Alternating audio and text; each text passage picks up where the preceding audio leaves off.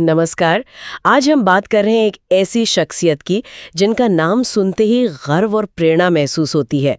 कल्पना चावला, अंतरिक्ष में जाने वाली पहली भारतीय मूल की महिला। जी हाँ, उनका नाम वाकई दृढ़ निश्चय और सपनों को हकीकत बनाने का प्रतीक है। तो आज हमारे पास जो भी जानकारी है उसके आधार पर हम कल्पना चावला की करनाल से अंतरिक्ष तक की यात्रा, नासा में उनका काम और फिर वो दुखद कोलंबिया शटल मिशन STS-107 उसे थोड़ा गहराई से समझने की कोशिश करेंगे। हाँ, और ये देखना भी जरूरी है कि ये सिर्फ उपलब्धियों की कहानी नहीं है।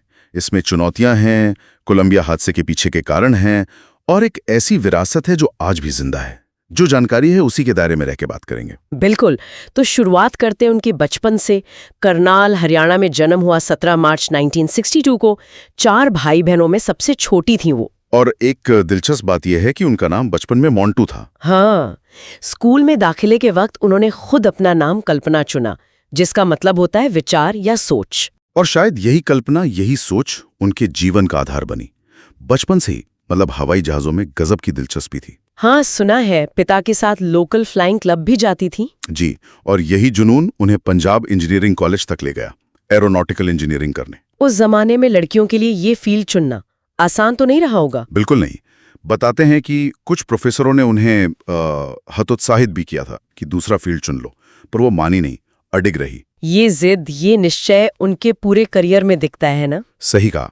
इसी निश्चय के साथ वो 80s में अमेरिका गई, नागरिकता ली, फिर टेक्सास यूनिवर्सिटी से मास्टर्स किया और फिर कोलोराडो यूनिवर्सिटी से एरोस्पेस इंजीनियरिंग में PhD 1988 में। जी, और उसी साल वो नासा के एम्स रिसर्च सेंटर से जुड़ गई। वहां उनका काम था कंप्यूटेशनल फ्लूइड डायनामिक्स पर। ये थोड़ा समझाएंगे आसान शब्दों में। हाँ, मतलब ये समझना कि हवा या कोई तरल पदार्थ जैसे किसी विमान के चारों ओर कैसे बर्ताव करता है, कंप्यूटर मॉडल्स का इस्तेमाल करके। अच्छा, और फिर वो बड़ा मौका आया 1994 में। हाँ, जब करीब 4000 से ज्यादा लोगों ने अप्लाई किया था और उनमें से कल्पना चावला का चयन हुआ नासा एस्ट्रोनॉट कॉर्प्स के लिए। जबरदस्त। 1 साल की ट्रेनिंग के बाद फिर उनकी पहली उड़ान हुई। जी, नवंबर 1997 में स्पेस शटल कोलंबिया पर ही मिशन STS-87। वो मिशन स्पेशलिस्ट थी और रोबोटिक आर्म ऑपरेटर भी। उस मिशन में उन्होंने एक सैटेलाइट छोड़ा था, स्पार्टन 201। हाँ, बिल्कुल। हालांकि उसमें कुछ दिक्कत आ गई थी शुरू में, उसे फिर स्पेस वॉक करके ठीक करना पड़ा और वापस लाना पड़ा।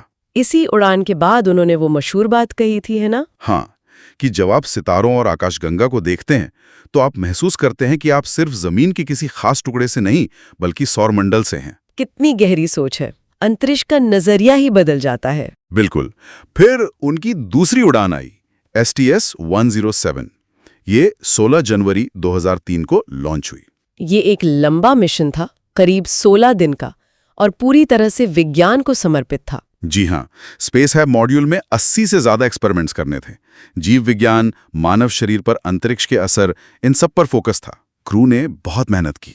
लेकिन फिर 1 फरवरी 2003 को वापसी के दौरान वो भयानक हादसा हो गया। हाँ, जो वजह पता चली वो ये थी कि लॉन्च के लगभग 81 सेकंड बाद शटल के बाहरी फ्यूल टैंक से एक फोम का टुकड़ा, करीब 750 ग्राम का।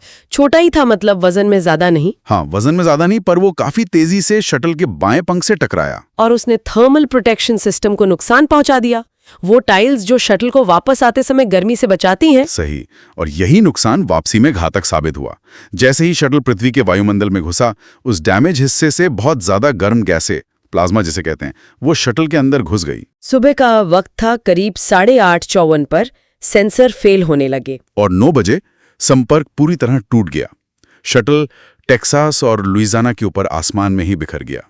कल्पना चावला समेत सभी 7 अंतरिक्ष यात्री, Rick Husband, Laurel Clark, Ilan Ramon, David Brown, William McCool और माइकल एंडरसन, उनकी जान चली गई। जांच में यह साफ हुआ कि इसमें क्रू की कोई गलती नहीं थी।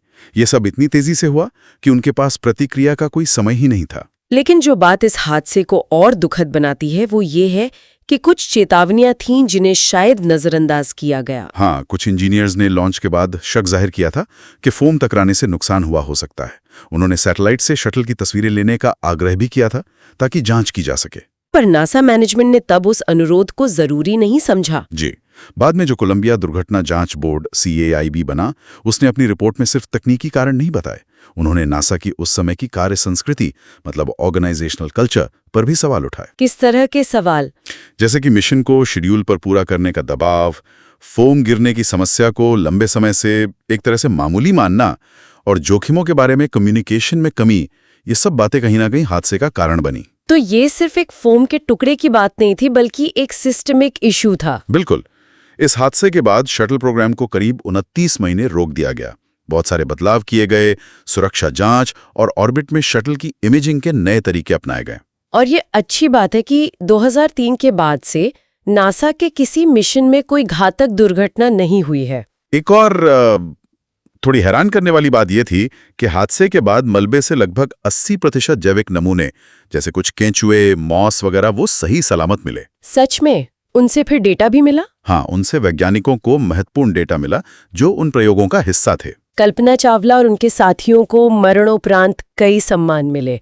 Congressional space medal of honour, NASA विशिष्ट सेवा पदक। जी, और उनके नाम पर एक एस्टेरॉयड है 51826 कल्पना चावला।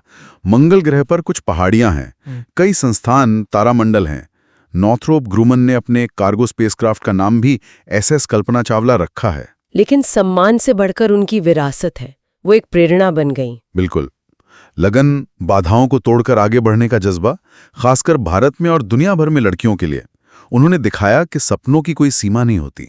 तो ये थी कल्पना चावला की कहानी, उनकी असाधारण उड़ान, कोलंबिया मिशन की वो दुखद सच्चाई जिसमें अनदेखी चेतावनियां भी शामिल थीं, और उनकी वो विरासत जो आज भी हमें प्रेरणा देती है। ये सब उपलब्ध जानकारी के आधार पर। हाँ, उनकी कहानी हमें हमेशा याद दिलाती है कि इंसान की जानने की इच्छा कितनी प्रबल है, लेकिन साथ ही अंतरिक्ष अन्वेषण में जोखिम भी उतने ही बड़े हैं। और शायद सबसे बड़ा सबक यही है कि महत्वाकांक्षा और सुरक्षा के बीच संतुलन साधना कितना जरूरी है।